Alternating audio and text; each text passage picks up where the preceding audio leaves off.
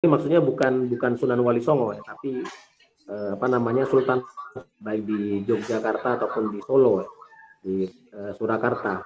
Jadi ada masa sultan ini termasuk diantaranya Sultan Agung ya, adalah di sejarah Mataram itu adalah yang bertanggung jawab atas masuknya Belanda dan semua dari pihak luar itu masuk ke Indonesia melalui jalur perdagangan memang, dan akhirnya memiliki keberpihakan karena ada peluang bisnis, peluang keuntungan yang bisa dimiliki secara pribadi oleh Sultan, dan mereka memberikan kemudahan kepada company dan lain-lain. Nah, ini yang menurut ulama pesantren merupakan penyelewengan terhadap kepercayaan masyarakat kepada pemerintah waktu itu. Nah, itu pusat dari civil society, pusat dari gerakan oposisi kalau bisa dibilang ya, itu berada di pesantren.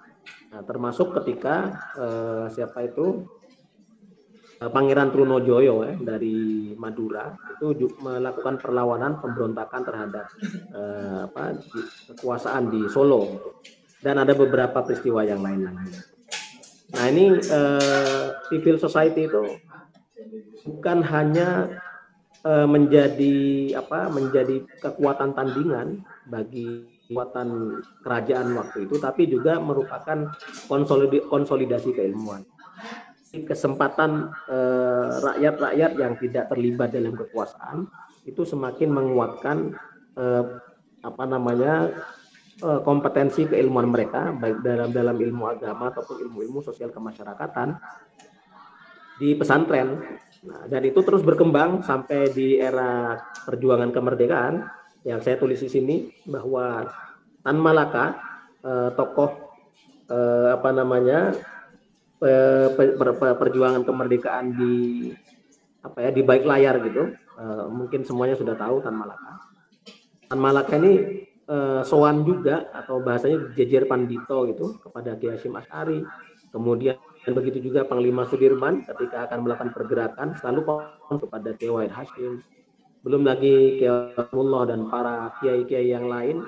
Pangeran Diponegoro, kalau kalian baca sejarah, itu juga punya ulama yang menjadi rujukan ketika beliau menghadapi masalah. Jadi civil society pesantren itu berfungsi dalam dua sisi tadi. Pertama sebagai kekuatan penyeimbang bagi kekuatan sultan atau raja di kerajaan, dan juga sebagai konsolidasi keilmuan. Karena tanpa konsolidasi keilmuan kita tidak bisa memberikan alternatif bagi kehidupan yang sudah diwarnai oleh sultan waktu itu. Kita sudah bahas, kita sudah belajar pastinya bahwa sejarah itu ditulis penguasa gitu. Jadi siapa yang berkuasa dialah yang menulis sejarah. Maka di situ pesantren menjadi alternatif dari pusat keilmuan baru, pusat alternatif dari sistem kehidupan yang sudah berjalan. Kemudian dalam dunia perang kemerdekaan, jelas kita sudah terlibat, termasuk seminggu yang lalu kita merayakan Hari Santri yang merupakan peringatan adanya resolusi jihad. Dan di bulan November nanti, 10 November itu keterlibatan Laskar Hizbullah khususnya itu sangat maksimal dan dominan di situ. Saya baca beberapa fakta sejarah. Memang ada friksi dalam tubuh PKR, tentara rakyat waktu itu, yang memiliki dua faksi dari Kenil yang dibentuk oleh Belanda, kemudian ada faksi dari Peta yang dibentuk oleh Jepang. Nah, sehingga friksi yang terjadi dari dua faksi ini menyibukkan mereka dari dari perjuangan, karena pihak dari Peta tidak mau dipimpin oleh Kenil, ya Kenil juga tidak mau memimpin dari Peta. Jadi posisi itu yang kemudian diisi oleh Hizbullah, Laskar Hizbullah yang berangkat dari pesantren. Nah, begitupun jihad fisabilillah yang di tanggal 22 Oktober kemarin, itu jelas itu adalah peran dari pesantren. Begitupun perumusan Piagam Jakarta yang merupakan respon dari kritik beberapa orang dari masyarakat Indonesia Timur tentang yang waktu itu berbunyi ketuhanan dan kewajiban menjalankan syariat bagi para pemeluknya begitu. Nah itu kemudian diprotes oleh sejumlah bangsa kita dari timur gitu, dan Kiai Wahid Hasyim kemudian dengan legowo gitu merumuskan menjadi ketuhanan yang Maha Esa. Begitupun dalam sidang konstituante yang tadinya kita berada dalam posisi yang berseberangan dengan Pancasila, karena kita sebagai Muslim juga mengidealkan Islam sebagai sebuah sistem pemerintahan, tapi ketika idealisme itu mengarah kepada perpecahan, maka para ulama kita langsung hijrah pindah kepada kelompok Pancasila, kemudian konstituante dibubarkan sebagai kemenangan bagi Pancasila. Itu juga peran dari para ulama. Dan detailnya itu ada di saya pernah meneliti waktu di S2 dulu. Detail dari kemenangan Pancasila itu berkat dari ruangan para ulama adalah dengan terbentuknya KPK gitu ya, KPK. Jadi KPK bukan tentang korupsi, tapi barisan kiai penyelamat kemerdekaan gitu ya. Jadi melawan pemberontak daerah. Kemudian ini peran berikutnya ini adalah peran bersifat nazori. Tadi itu bersifat fi'li ya, bersifat siasi gitu, langsung praksis. Nah sedangkan yang ke bawah ini pesantren dan Islam Wasatiyah ini merupakan peran dari pesantren secara nazori, karena kita bukan hanya mempertahankan kemerdekaan, mempertahankan NKRI hanya sebatas dalam bentuk fisik, perjuangan fisik dan terlibat aktif langsung secara praksis gitu, tapi juga kita menjaga wacana tentang NKRI itu sebagai sebuah kemestian bagi kita sebagai bangsa Indonesia gitu. Nah inilah peran Islam Wasatiyah yang dijalankan oleh pesantren, bahwa Islaman, corak keislaman yang masuk ke Indonesia dan juga berkembang di Indonesia, dikembangkan oleh para ulama kita, itu adalah corak keislaman yang bersifat sufistik, sehingga Islam dalam secara spesifik itu pada hukum Islam itu tidak berwajah formal, potong tangan dan sebagainya, lebih kepada Islam sebagai etika sosial. Sehingga kita dengan demikian sangat mudah sekali untuk berinteraksi, bahkan hidup bersama dengan orang-orang yang beda suku, beda bahasa, beda agama, bahkan beda etnis, karena kita memiliki corak keislaman yang damai seperti itu. Itu juga dipengaruhi oleh paham-paham kita dalam Ahlus Sunnah wal Jamaah, atau kita singkat Aswaja, khususnya Aswaja An-Nahdiyah gitu, bahwa secara teologis kita tidak fanatik. Artinya kita tidak berat sebelah kanan atau kiri pada kubu Jabariyah yang fatalis, semuanya terserah Allah gitu. Kemudian di sebelah kiri ada yang antropomorfis ya, Qadariyah, bahwa semua terserah manusia, tapi kita ada di tengah. Secara fikih juga kita ada di tengah antara tekstualis dan liberal. Ada yang berpegang kepada teks saja, ada yang berpegang kepada akal saja. Kita berada di tengah. Secara tasawuf kita juga di tengah, dan seterusnya. Itu yang kemudian di sisi yang lain, bahwa wasatiyah ateisme Islam pesantren itu juga berlaku di level praksis, di level sosial kemasyarakatan, sosial politik, ekonomi dan lain-lain. Ini yang pernah dikemukakan oleh Kiai Wahab Hasbullah dalam sidang konstituante.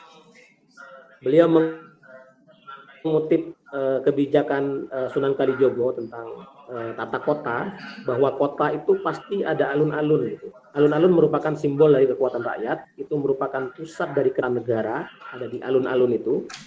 Sebelah baratnya itu adalah masjid, pasti masjid gitu, dan masjid itu merupakan simbol dari ulama yang menjaga aturan main itu berlaku sesuai dengan aturannya gitu. Kemudian di sebelah timur itu ada kebalikan ya, jadi seberangnya masjid itu adalah kesultanan atau kabupaten, itu tempatnya bupati.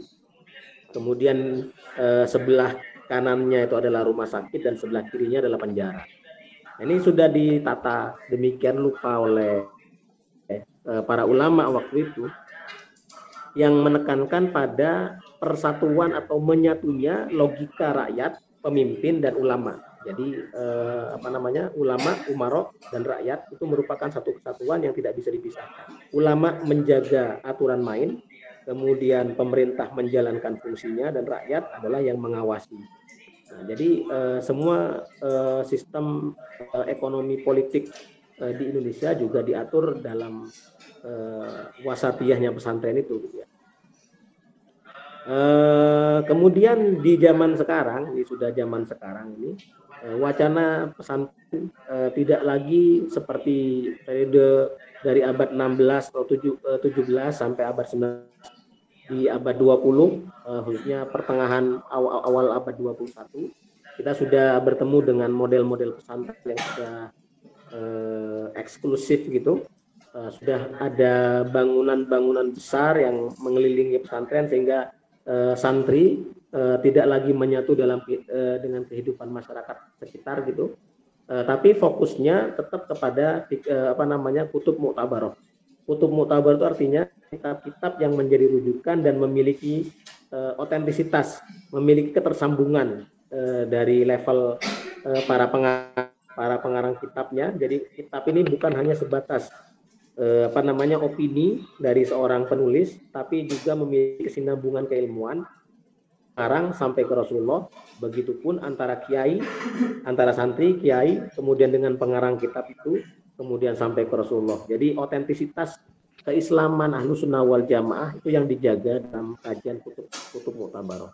Dan kutub mu'tabaroh itu tidak bisa dipersempit menjadi kajian agama murni gitu. Fikih yang hanya berkaitan dengan masalah ibadah, kemudian tauhid yang hanya berkaitan dengan keyakinan, dan tasawuf yang berkaitan dengan spiritualitas saja gitu. Tapi ini terkait dengan sosial kemasyarakatan. Seperti kita tahu kitab Ihya Ulumuddin. Kitab Ihya Ulumuddin karangan Imam Ghazali sering kali diidentikan dengan kitab tasawuf. Padahal semua sistem kehidupan masyarakat di situ ada. Mulai dari pernikahan,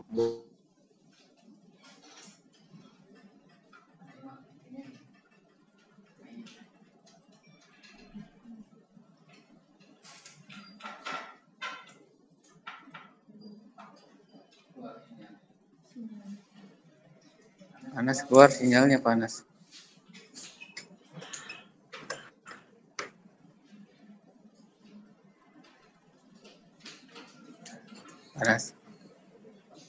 Dr. Anas. Konteks keseharian, dalam konteks sosial budaya, dalam konteks politik ekonomi dan lain-lain. Sehingga Ahlussunnah wal Jamaah itu kalau dalam bahasa Gus Dur itu kemudian terejawantah, terbentuk, teraplikasi dalam Pancasila. Nah, itulah kenapa para ulama kita, ulama pesantren dengan gampangnya bisa menerima Pancasila, karena pada hakikatnya Pancasila itu merupakan bentuk nyata, bentuk terbaru gitu dari Ahlussunnah wal Jamaah dan sila-sila itu. Dan terakhir, saya hanya mengutip beberapa ulama saja ini yang sudah diakui oleh dunia, bahwa ulama kita, pesantren kita tidak hanya menjadi tuan rumah di tuan rumah kita sendiri gitu, tapi karya-karya ulama juga diakui oleh dunia, terutama yang sangat terkemuka adalah Syekh Nawawi Al-Bantani, orang Banten. Beliau karyanya banyak sekali. Di sini hanya kitab-kitab beberapa bagian saja yang saya. Kemudian Syekh Ihsan Jampes ini Kediri, beliau menulis satu-satunya sampai sekarang ini masih satu-satunya syarah dari kitab Minhajul Abidin Imam yang 2 jilid itu kitab Sirajul Talibin. Kemudian Mbah Maimun Zubair yang baru wafat, ini jelas sudah jauh sekali generasinya. Saya sebutkan saja bahwa di generasi sekarang pun juga diakui oleh dunia. Kemudian Kiai Afifuddin Muhajir ini orangnya masih di Situbondo dengan karyanya Tayyibul Usul ila Ilmi. Jadi itu sekelumit tentang dunia pesantren dan perannya dalam sejarah kebangsaan. Demikian Pak Ilyas. Baik, terima kasih Dr. Anas. Bisa nanti teman-teman diskusi dan bertanya ya. Ya, silakan. Ada yang mau bertanya? Satu nih. Ayo, silakan. Tidak ngomong aja. Assalamualaikum Bapak, permisi. Mau menanyakan soal alun-alun. Alun-alun tadi saya cari lagi ya Pak, bahwa tadi Bapak mengatakan bahwa alun-alun itu yang telah disinggung oleh Yai Wahab Mustullah dari Wali Songo. Sedangkan yang saya cari itu alun-alun itu udah ada di zaman Majapahit gitu. Apakah di sini alun-alun di definisi Islam itu di definisi sekarang dengan definisi yang dulu itu berbeda apa gimana Pak?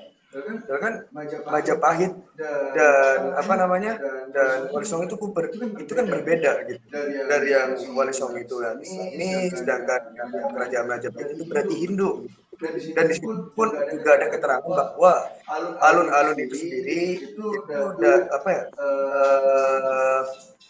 katanya itu untuk Dewi ya, untuk Dewi sebagai apa namanya? Coba tadi saya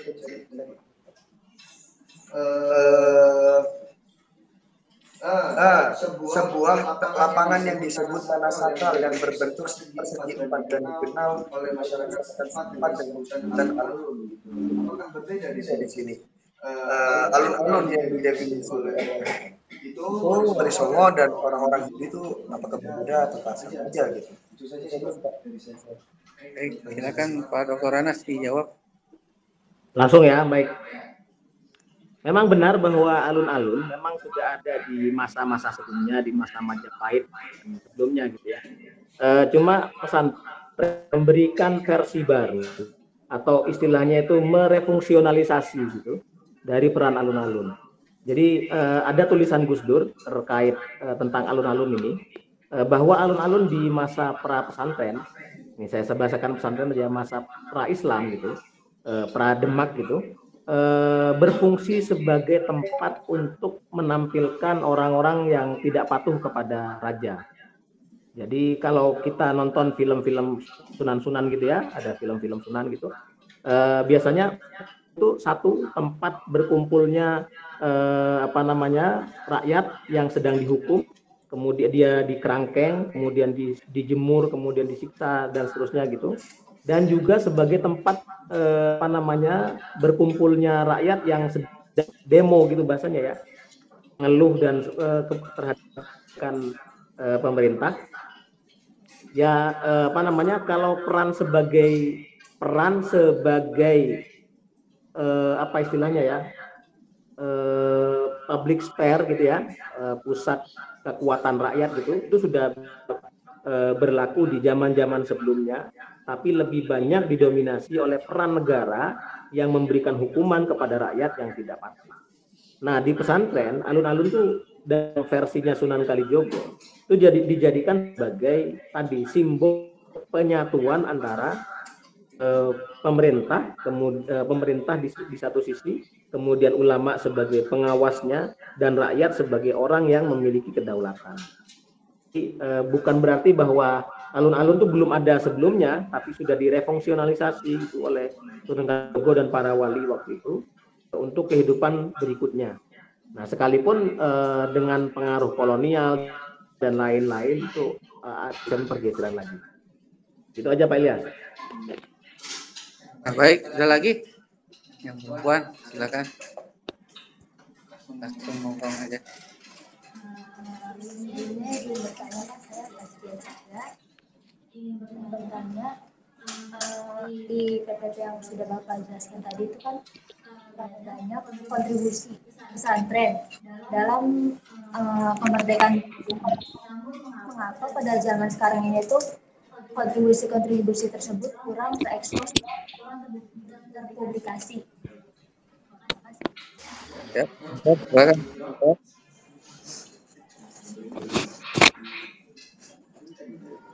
Jelas tadi ya? Apa gimana katanya? Lagi. Di PPT yang sudah Bapak jelaskan tadi, itu kan banyak sekali isi pesantren dalam masa pra kemerdekaan. Namun mengapa di zaman sekarang ini kontribusi itu jarang terekspos dan terpublikasi, sehingga banyak yang belum tahu. Ya, oke. Bisa ya. Ada beberapa faktor ya. Pertama, berkembangnya sekolah formal, sekolah ala Belanda waktu itu ya. Sehingga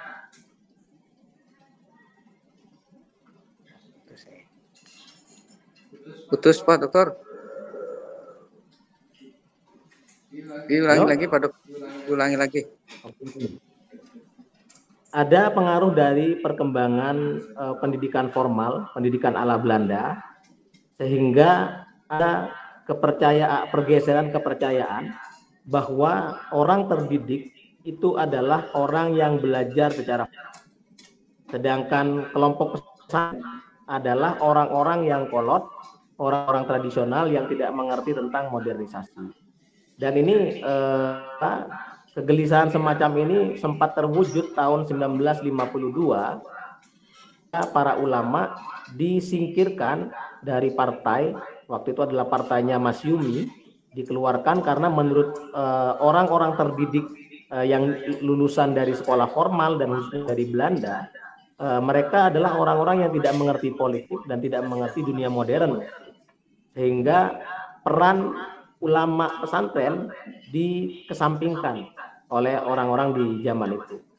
Jadi itu ada peran-peran itu yang pertama. Yang kedua juga peran dari pesantren itu sendiri, bahwa pesantren yang ketika sistem pemerintahan dan kehidupan sosial masyarakat kita sudah berjalan sesuai dengan koridor Pancasila dan lain-lain, maka pesantren kembali kepada takhusus tadi, kutub muktabaroh. Akan tidak ada hubungan pesantren itu dengan perkembangan kemerdekaan, perjuangan, dan pembentukan kebangsaan kita, identitas kebangsaan. Dan satu hal yang perlu disyukuri dari perayaan Hari Santri itu adalah mengembalikan itu, mengembalikan memori tentang keterlibatan pesantren dalam pembentukan identitas kebangsaan kita sebagai bangsa yang multikultural, kemudian kita punya orientasi keislaman yang moderat dan lain-lain. Itu aja Pak ya. Tidak ada lagi. Kamu lagi yang lain.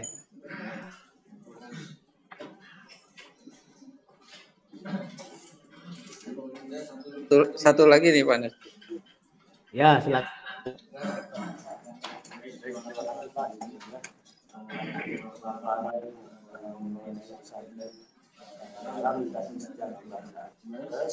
Maaf nggak jelas Pak Ilyas.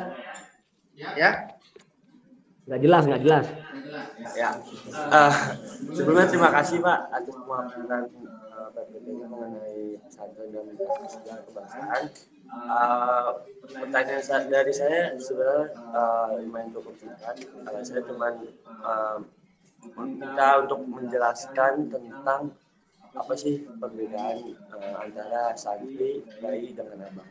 Kemudian minta doang untuk dijelaskan apa perbedaan dan kesamaan dari ketiganya. Terima kasih Pak. Pembagian Clifford Geertz. Ya, silakan Pak. Ya, trikotomi Clifford Geertz itu dalam sebenarnya pembedaan itu juga dalam rangka pecah belah gitu ya, dalam rangka pecah belah agar masyarakat tuh semakin terkotak-kotak bahwa orang abangan itu bukan santri, kemudian orang santri juga bukan priai dan lain-lain. Padahal kalau kita belajar dari para penulis dan para ulama juga ada di keraton sebenarnya. Para pujangga-pujangga keraton itu juga merupakan kader para ulama, misalnya Yosodipuro, kemudian Ronggo Warsito dan lain-lain itu juga merupakan kader para ulama, dan mereka menulis sejarah dalam gitu. Cuma ketika di dikotomi dan di trikotomi